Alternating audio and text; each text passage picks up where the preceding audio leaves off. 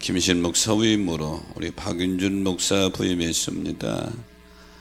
나오죠. 가족 같이 나와요. 박윤준 목사는 협성대학과 대학원을 거쳐서 거기서 PhD를 한 수재입니다. 근데 사모는 좀 아는 사람 같지 않아요? 우리 이진선 사모. 그 다음에 아이 이름은 윤서라고 했던가? 윤서가 아니라 은서래요. 앞으로 우리 교회 교육 파트에서 교육부 교육 담당 목사입니다. 열심히 하게 될 텐데 열심히 사역하라고 여러분 뜨거운 박수로 환영해 주세요. 예, 인사하고 들어가세요. 예, 들어가세요.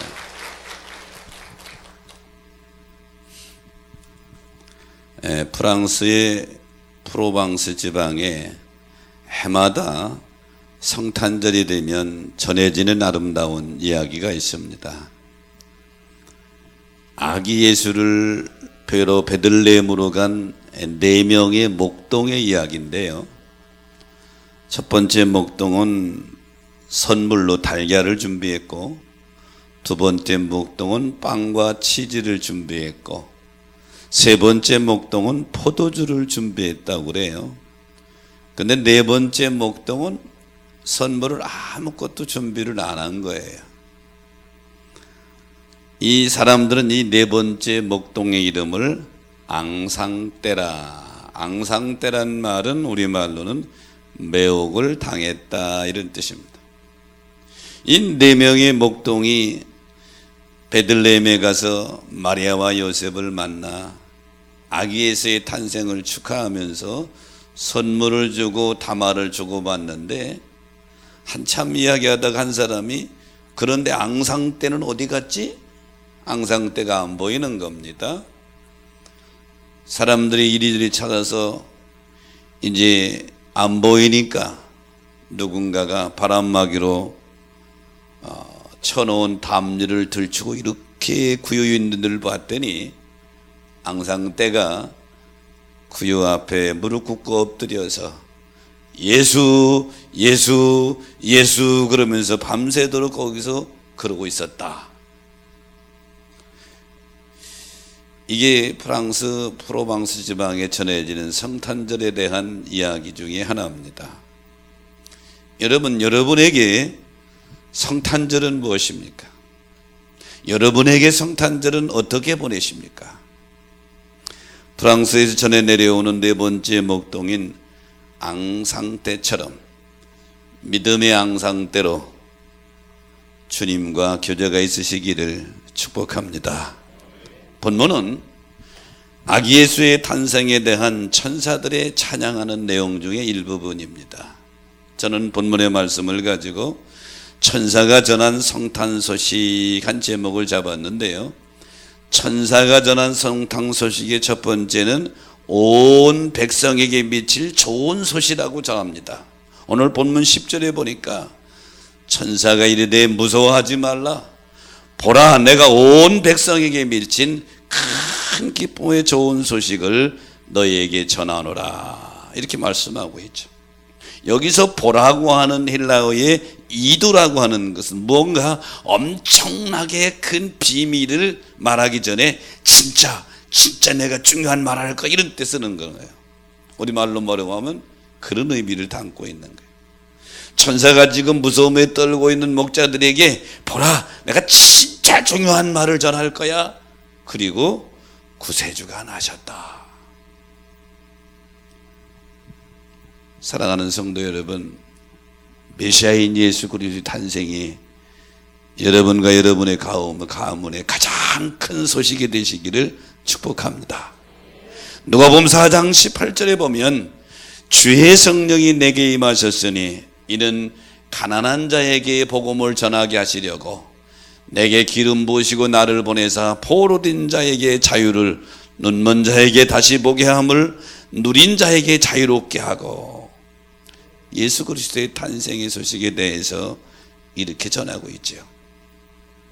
여러분, 복음이라고 하는 말은 복된 소식이라는 뜻이죠. 그러면 성경에서 제일 제일 처음 나온 복된 소식이 뭐냐?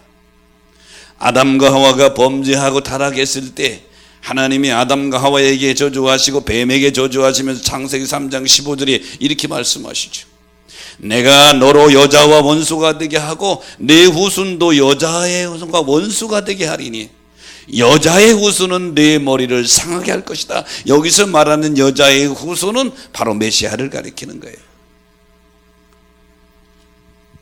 이 여자의 후손으로 오신 이 땅에 오신 예수 그리스도. 또 창세기 12장 1절로 3절에 보면 하나님이 아브라함을 부르시면서 아브라함에게 축복하시죠.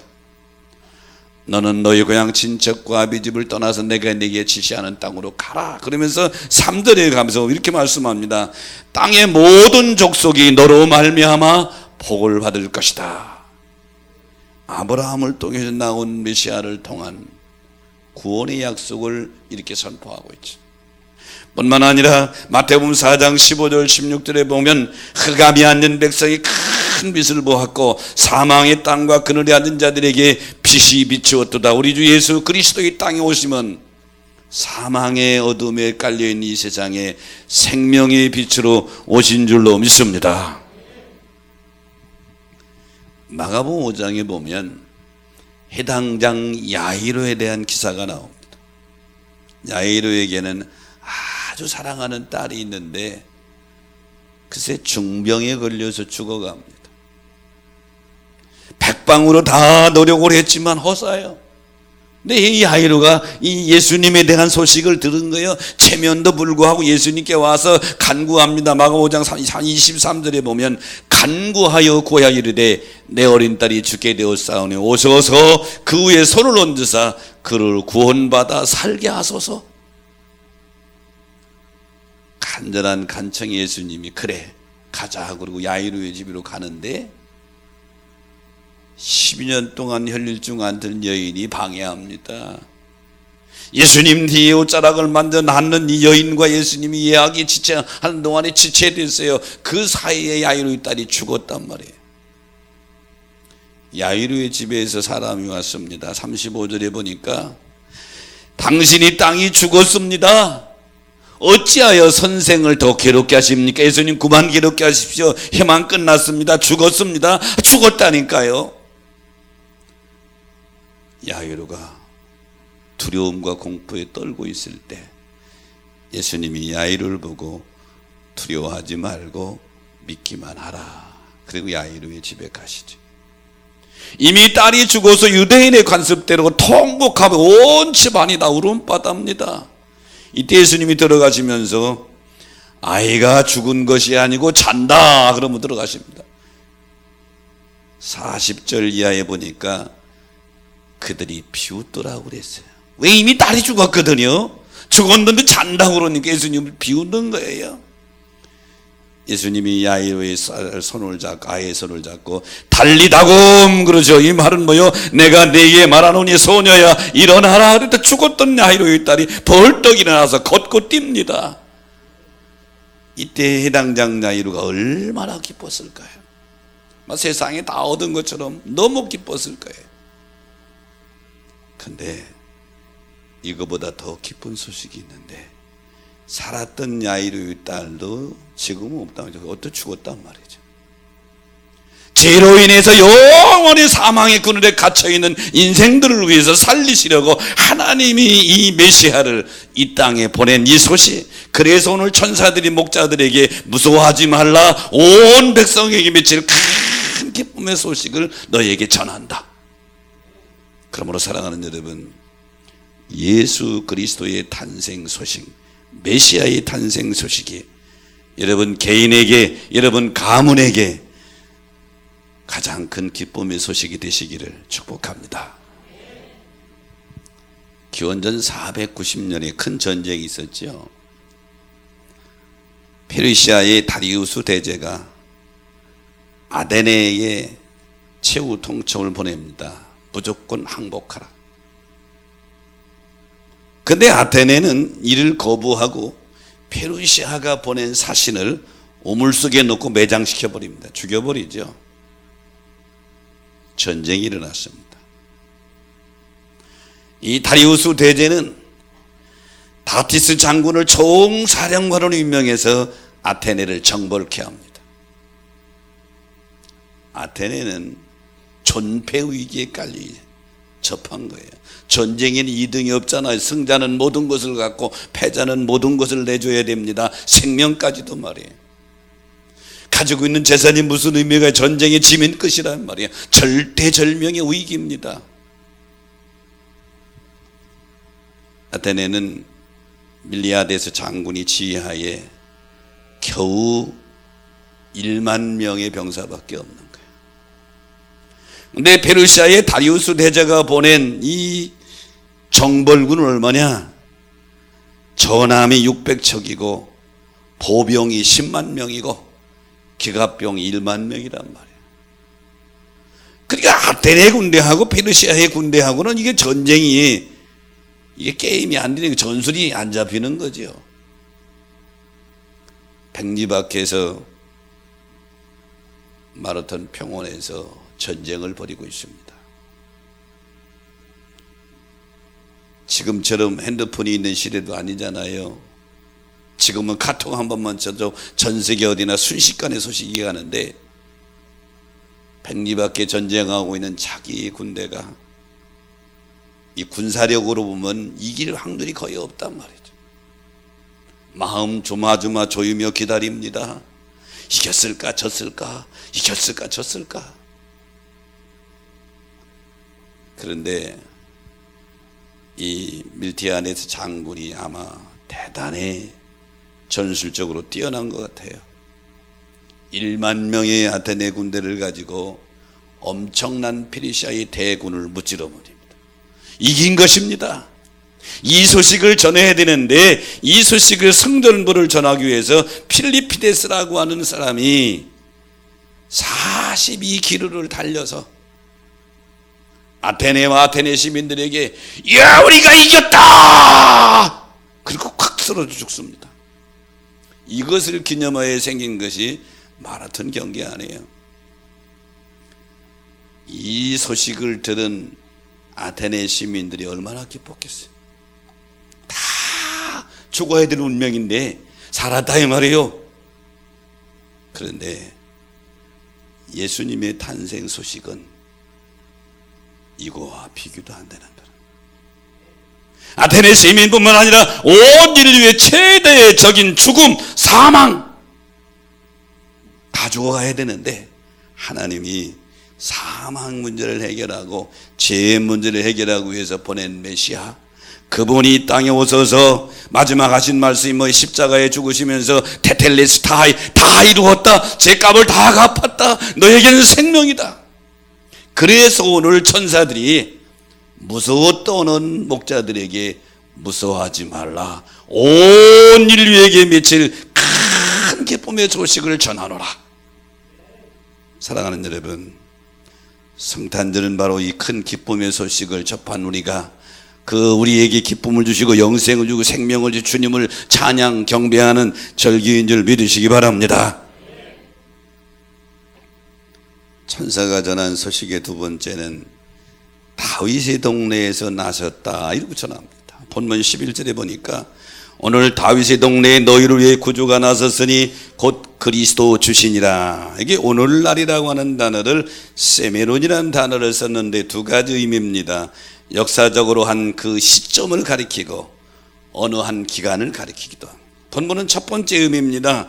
이 다윗의 동네 베들레헴에 나신 그 역사적인 그 시점, 예시 그 시점이 나셨다는 거예요.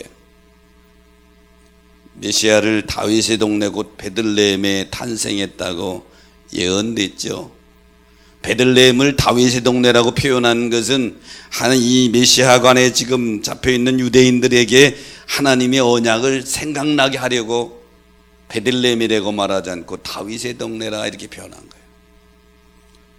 이사야 7장 14절에 보니까 처녀가 잉태의 아들을 낳을 것이요 그 이름을 임마누엘이라 하리라. 이 예언대로 언약대로 마태복음 1장 23절에 보라 처녀가 잉태하여 아들을 낳을 것이요 그 이름을 임마누엘이라 하리라. 그러므로 우리 주 예수 그리스도의 탄생은 우연히 어느 순간에 탁 태어난 것이 아니라 이미 하나님의 언약대로 약속대로 이 땅에 오신 줄 믿으시기 바랍니다. 사무엘하 7장에 보면 다윗이 하나님의 성전을 건축하려고 했지요. 하나님이 넌 내 손에는 피가 많이 묻어 너는 안 된다. 그래서 다윗이 그래도 하나님의 성전을 기뻐하려고 성전을 건축할 수 있는 모든 헌금을 다윗이 다 하죠. 그래도 다윗이 그 마음이 하나님이 너무 기뻐서 다윗과 언약을 맺습니다. 사무엘하 7장 12절로 13절에 보면 네 뒤에서 난 내 몸에서 난 내 씨, 이 씨는 누구를 가리켜요? 1차적으로는 다윗의 아들 솔로몬을 가리키고 2차적으로는 궁극적으로 다윗의 후손 오실 그리스도를 가리키는 거예요. 이 다윗에게 내 씨로 말미암아 이 언약하신 그 언약한 대로 1000년 후에 마태복음 1장에 이 땅에 메시아가 탄생을 하게 되는데 마태복음 1장 1절에 보면 메시아를 이렇게 소개합니다. 아브라함과 다윗의 자손 예수 그리스도라. 왜 여기서 꼭 다윗의 자손이라고 그랬을까요? 사무엘하 7장에 하나님이 다윗과 언약한 대로 내 씨에서 그걸 언급하는 거죠. 그리고 마태복음 1장 16절에 보면 마리아에게서 그리스도라 칭하는 예수가 나니라. 그러므로 사랑하는 여러분, 예수님이 이 땅에 태어나신 것은 우연히 태어난 것이 아니라 하나님의 언약대로 언약의 약속을 지키셔서 메시아가 다윗의 동네에 태어나신 줄 믿으시면 아멘 합시다. 그것을 성경은 증언해 주고 있는 거예요. 연말이 되면 기네스북 얘기가 가끔 오르내립니다. 영국의 기네스 회사에서 해마다 출간하는 도서지요. 천문, 지리, 자연, 역사, 과학, 인문 등 각 분야의 최고의 것을 기록해 놓은 책, 그래서 기네스북이라. 기네스북에 여러 가지 아주 특이한 것들이 오르게 되는데 개인적으로 성탄절에 카드를 제일 많이 보낸 사람이 기네스북에 오른 사람이 있어요. 샌프란시스코에 사는 워너 에어하드라는 사람입니다. 얼마나 보냈냐? 62,824장을 보냈대. 그런데요, 에어하드보다 더 많이 크리스마스 소식을 전한 분이 있는데 지금까지 2000년 동안 끊임없이 예수는 누구다, 예수는 누구다, 예수는 누구다, 우리 주 예수 그리스도께서 하나님께서 언약대로 이 땅에 보내신 메시아다. 우리 하나님 우리에게 때로는 천사들을 통해서, 때로는 목자들을 통해서, 때로는 동방박사를 통해서, 때로는 목사님들을 통해서, 다른 모든 사람들을 통해서 이 소식이 전해진 줄로 믿습니다. 그래서 오늘 우리가 여기 앉아 있는 거죠.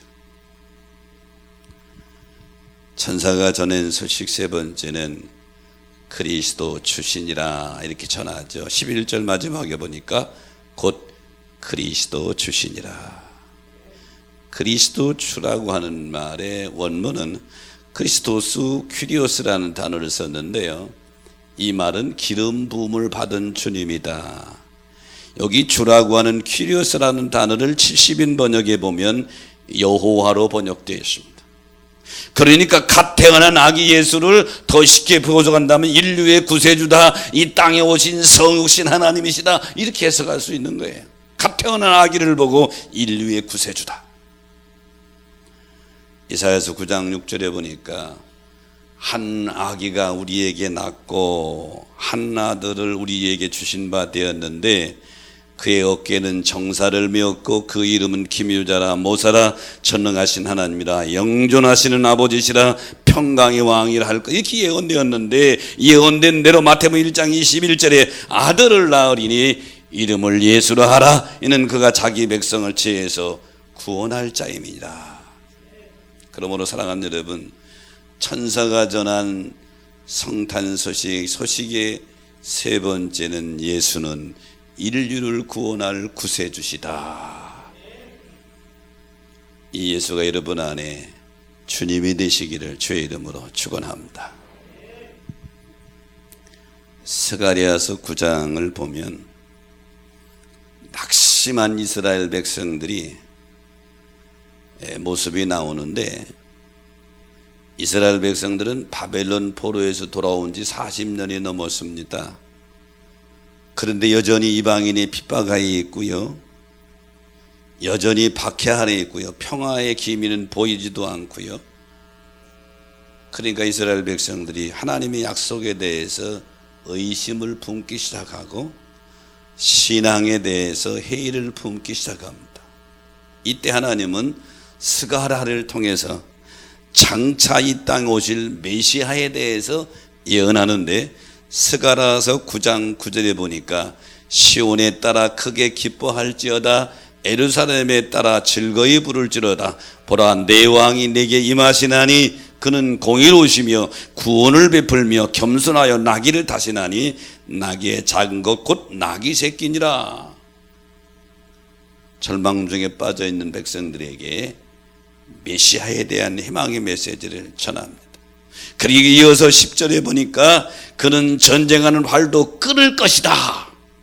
이 스가랴의 예언은 요한복음 12장 13절로 14절에 이루어지지요. 예수님이 예루살렘 입성하시는 모습은 성경은 이렇게 기록합니다. 종려 가면은 가지를 맞으러 나서 치되 호산나 찬송하리로다, 주의 이름으로 오시느니 곧 이스라엘의 왕이시여 하더라. 예수는 한 어린 나귀를 보고 타시니. 스가랴서 9장 9절에 예언된 대로 그대로 예수님이 예루살렘에 입성하시죠. 우리 주 예수 그리스도는 겸손과 평화의 왕으로 이 땅에 오신 줄 믿으시기 바랍니다. 그러므로 사랑하는 여러분, 근본 성탄절에도 겸손과 평화에 오른 우리 주 예수 그리스도가 여러분의 마음과 생각을 지배하시기를 주의 이름으로 축원합니다. 일본에서 150만 부 이상 팔린 베스트셀러가 하나 있습니다. 산다는 것이 황홀하다. 우리 말로 번역이 됐는데요, 산다는 것이 황홀하다. 많은 청소년들, 또 유명 연예인들까지 왜 살아가야 되는데 잘 알지 못하고 방황하다가 끝내는 자살 충동으로 치달아서 불의한 선택을 하는 일이 많은 이 시대에 요청되는 시대적인 양서라, 이렇게 볼 수 있어요. 이 산다는 것이 황홀하다고 하는 책을 저술한 사람은 다하라 요네코입니다. 현재도 생존한 사람인데 요네코인데요, 이 사람이 어떤 모습이기에 산다는 것이 행복 황홀하다고 고백했냐? 두 다리가 없어요. 한쪽 팔도 없고요, 한쪽 팔에는 손가락 2개는 절단되고 3개만 남아 있어요. 근데 이 요네코라는 사람은 태어날 때부터 그런 장애인으로 태어난 사람은 아닙니다. 자신이 의지하며 살던 어머니가 갑자기 죽자 이 요네코는 삶의 목적을 잃고 방황하며 헤매게 됩니다. 깊은 우울증에 빠지게 되었고 결국은 달려오는 전차에 자기의 몸을 던지게 됩니다. 그래서 몸은 만시창이 으스러져 가지고 2다리를 잃은 거예요. 팔도 잃은 거예요. 손가락 2개 나가서 손가락 3개만 남아 있는 거예요. 더 절망에 빠지죠. 자포자기하고 이제는 어떻게 죽나, 죽을 길만 찾는 것입니다. 삶의 의욕이 사라졌어요. 희망이 없어졌어요. 이런 몸으로 내가 살아서 뭐하냐. 이때 이 요네교에게 나타난 사람이 선교사 지망생으로 훈련받고 있는 젊은 청년 아카도시라는 사람이 찾아옵니다. 아카도시는 이 여인에게 예수를 소개합니다. 예수를 믿으라. 당신의 모든 문제를 예수님이 해결해 주시는데 그분은 구세주시다. 당신의 삶의 희망은 예수 믿는 것밖에 없다. 처음에 마음문을 콱 닫고 있던 연애꾼은 이 청년 아카도시의 끊임없는 권고와 사랑으로 인해서 결국 마음문을 열고 예수를 영접하게 되죠. 예수를 믿으면서 그 마음속에 어둠의 그림자가 사라졌습니다. 절망과 좌절의 그림자가 사라졌습니다. 삶의 의욕이 생기기 시작했습니다. 용기가 나기 시작했습니다. 마음의 천국이 이루어진 것이죠. 그래서 은혜꾼은 주님이 자기에게 베풀으신 은혜를 보답하기 위해서 작은 자를 평생 동안 섬기며 살겠다고 결단하게 되죠. 그리고 자기 마음 상태, 자기의 삶을 한 책으로 써서 산다는 것이 황홀하다, 이 책에 많은 일본인들에게 신금을 울린 거죠. 여러분, 건강했을 때도 절망했었는데 두 다리 잃고 한쪽 팔이 잃고 한쪽 팔 중에 손가락 3개만 남아있는 장애인이 되고 이런 행복을 고백합니다. 왜지요? 그의 마음의 주인이 바뀌었기 때문입니다. 그의 마음의 주인이 평화의 왕이시고 천국의 주인이신 주님이 연애꾼하고 하는 여인의 마음에 임성하셔서 그의 마음을 다스리니 환경을 초월한 삶의 기쁨과 평강이 그를 지배하게 되는 것이죠. 여러분,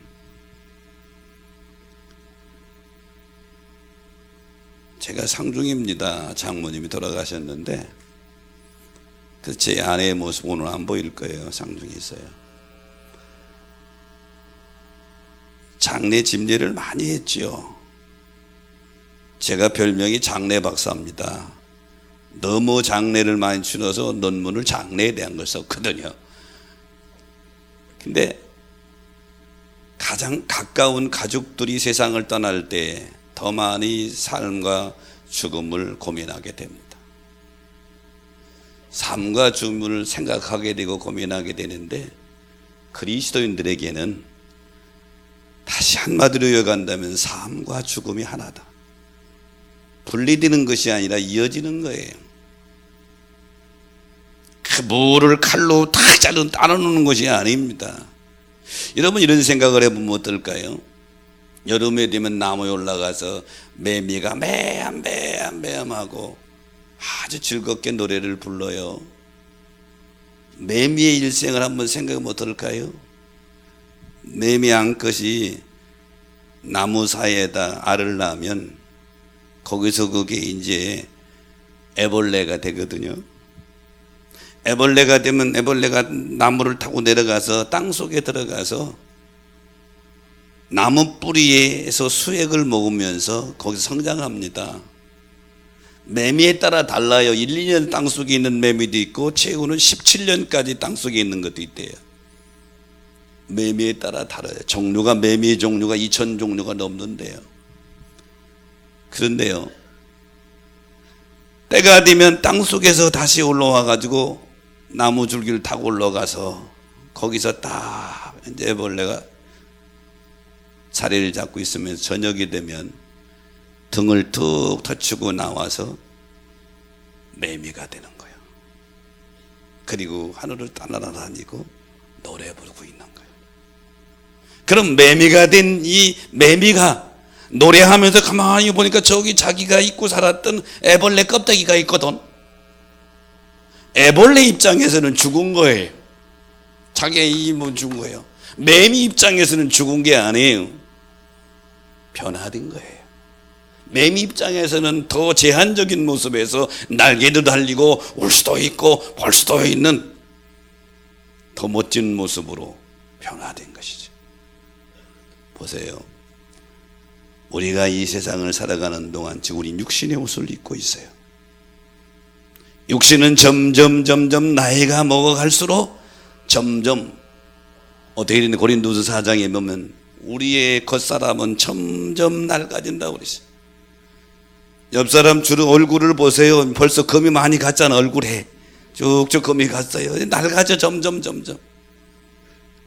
그런데 우리의 속사람은 날로 새롭도다.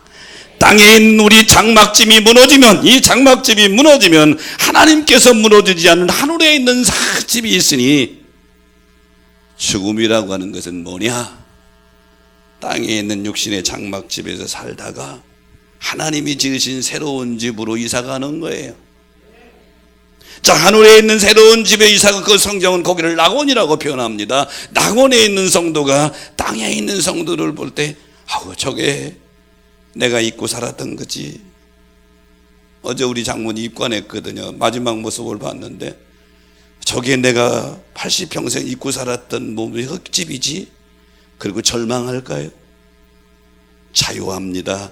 기쁩니다. 이제 시간관의 제한을 받지 않습니다. 슬픔도 없습니다. 고통도 없습니다. 질병도 없습니다. 근심도 없는 거기서, 아이고 내가 왜 왔을까 그럴까요?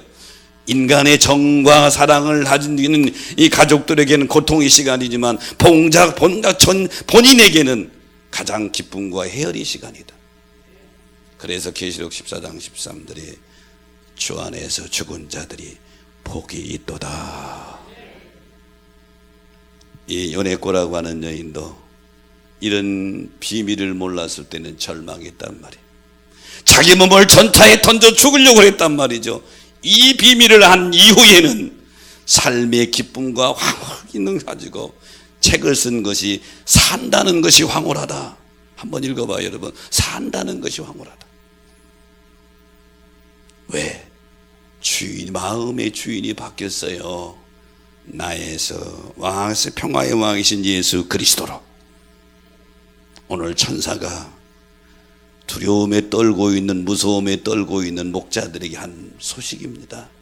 목자들 입장에서는 얼마나 두렵겠어요. 밤중에 양들을 치는 갑자기 하늘에서 빛이 쫙 비더니 천사들이 찬양을 합니다. 그 모습에 무서워서 떨고 있을 때 무서워하지 말라. 오늘날 다윗의 동네에서 구주가 나셨다. 바로 아기에서 오늘날 다윗의 동네에서 나신 구주. 그분은 온 백성에게 미칠 가장 큰 기쁜 소식이며, 그분은 그냥 오신 것이 아니라 언약대로 맹언약대로 이 땅에 오신 메시아이고, 바로 그분이 온 인류의 구세주시다. 성탄절에 온 인류의 구세주로 오신 예수 그리스도가 여러분의 마음에 영원한 왕이 되시기를 주의 이름으로 축원합니다. 말씀 생각하시면 우리 찬양하면서 결단합니다.